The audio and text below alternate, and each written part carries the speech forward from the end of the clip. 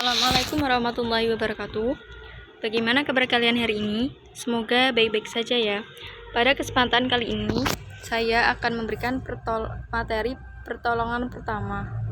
Langsung saja, yaitu pertolongan pertama, yaitu ada dua fase, yaitu fase pra rumah sakit, yaitu tindakan perawatan yang dilakukan di tempat kejadian dengan atau tanpa melakukan transportasi ke fasilitas kesehatan. Bentuk pertolongan ini yaitu bantuan hidup dasar dan mempertahankan nyawa dengan melakukan pertolongan pertama secepatnya setelah kejadian. Lalu yang kedua, fase rumah sakit. Pada umumnya, fase perawatan ini dilakukan pada rumah sakit atau puskesmas. Dalam perawatan fase ini seharusnya tidak berbeda dengan fase pra rumah sakit. Justru seharusnya harus lebih baik atau saling menunjang satu sama lainnya. Sistem rujukan sebaiknya diaktifkan agar tidak ada pengulangan pemeriksaan. Lalu SPGDT, Sistem Penanggulangan Gawat Darurat Terpadu, yaitu dimulai dari tempat kejadian, perawatan, transportasi, dan disempurnakan di fasilitas kesehatan. Lalu hal-hal yang diperlukan dalam gawat darurat terpadu. Yang pertama, akses komunikasi yang mudah dijangkau dan diakses oleh masyarakat. Yang kedua, pelayanan pra rumah sakit. Siapa saja dapat memberikan pertolongan, namun pertolongan yang salah akan menjadi bencana. Lalu para penolong. Ada orang awam, yaitu kelompok yang tidak terlatih atau memiliki sedikit pengetahuan PP, atau hanya meniru apa yang pernah dilihat atau didengar. Lalu penolong pertama, kualifikasi yang ingin dicapai oleh PMI. Lalu tenaga khusus terlatih, yaitu kelompok yang dilatih secara khusus untuk mengatasi kedaruratan. Hal-hal yang dilakukan oleh tenaga terlatih, yaitu yang pertama menilai penderita, yang kedua menstabilkan keadaan penderita, imobilisasi bila diperlukan, transportasi bila perlu, dan merujuk penderita.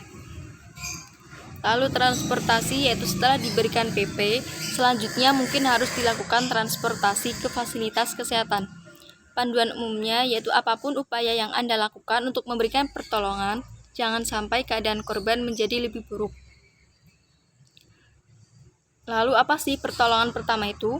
Pertolongan pertama adalah pemberian pertolongan segera kepada penderita sakit atau cedera atau kecelakaan yang memerlukan penanganan medis dasar. Medis dasar adalah tindakan perawatan berdasarkan ilmu kedokteran yang dimiliki oleh awam atau awam terlatih secara khusus. Batasannya yaitu sesuai dengan sertifikat yang dimiliki oleh pelaku pertolongan pertama. Pelaku pertolongan pertama itu adalah penolong yang pertama kali tiba di tempat kejadian, yang memiliki kemampuan medis dasar. Lalu apa sih tujuan pertolongan pertama itu? Yang pertama, menyelamatkan jiwa penderita. Yang kedua, mencegah cacat, dan yang ketiga, memberi rasa nyaman dan menunjang proses penyembuhan. Dasar hukumnya yaitu ada dua. Yang pertama, pasal 531 KUHAP tentang kelalaian dan tidak mengadakan dalam memberikan pertolongan.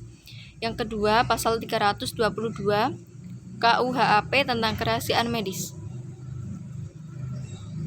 Yaitu ada minta izin persetujuan tindakan pertolongan.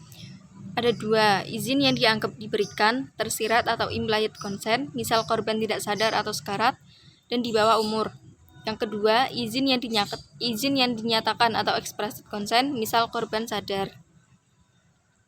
PMI dapat menyelenggarakan PP maupun pendidikan PP, serta dapat mendirikan pos PP berdasarkan Peraturan Menteri Kesehatan Republik Indonesia Nomor 23/1972.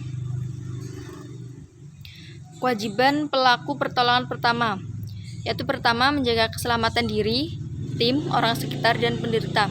Yang kedua, dapat menjangkau penderita. Yang ketiga, dapat mengenali dan mengatasi masalah yang mengancam jiwa. Yang keempat, meminta bantuan atau rujukan. Yang kelima, memberikan pertolongan dengan cepat dan tepat berdasarkan keadaan korban. Yang keenam, membantu pelaku pertolongan yang lain. Yang ketujuh, ikut menjaga kerahasiaan medis.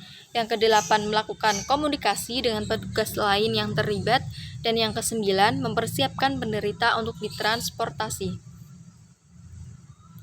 Kualifikasi pelaku pertolongan pertama, yang pertama harus jujur dan bertanggung jawab. Yang kedua, berlaku profesional. Yang ketiga, kematangan emosi. Yang keempat, kemampuan bersosialisasi. Yang kelima, kemampuannya nyata terukur atau bersertifikat. Yang keenam, kondisi fisik yang baik. Dan yang ketujuh, mempunyai rasa bangga. Alat perlindungan diri atau APD, yaitu yang pertama sarung tangan lateks, yang kedua kacamata pelindung, yang ketiga baju pelindung, yang keempat masker penolong, yang kelima masker RCP, dan yang keenam helm. Prinsip utama dalam menghadapi darah dan cairan tubuh lainnya dari penderita adalah kita anggap bahwa darah dan cairan tubuh lainnya penderita adalah media penularan penyakit. Tindakan umum untuk menjaga diri, yaitu pemakaian APD tidak sepenuhnya melindungi penolong. Jadi bisa dilakukan langkah-langkah berikut. Yang pertama, mencuci tangan sebelum dan sesudah melakukan pertolongan dengan sabun sampai ke siku. Perhatikan kuku dan jari. Yang kedua, membersihkan alat, yaitu mencuci dengan air, desinfeksi dengan cairan pemutih, dan sterilisasi dengan proses pemanasan. Terima kasih, itu saja materi yang dapat saya sampaikan mengenai pertolongan pertama. Apabila masih ada yang bingung atau ingin ditanyakan, bisa langsung tanya ke WA Group atau Wapri. Terima kasih. Wassalamualaikum warahmatullahi wabarakatuh.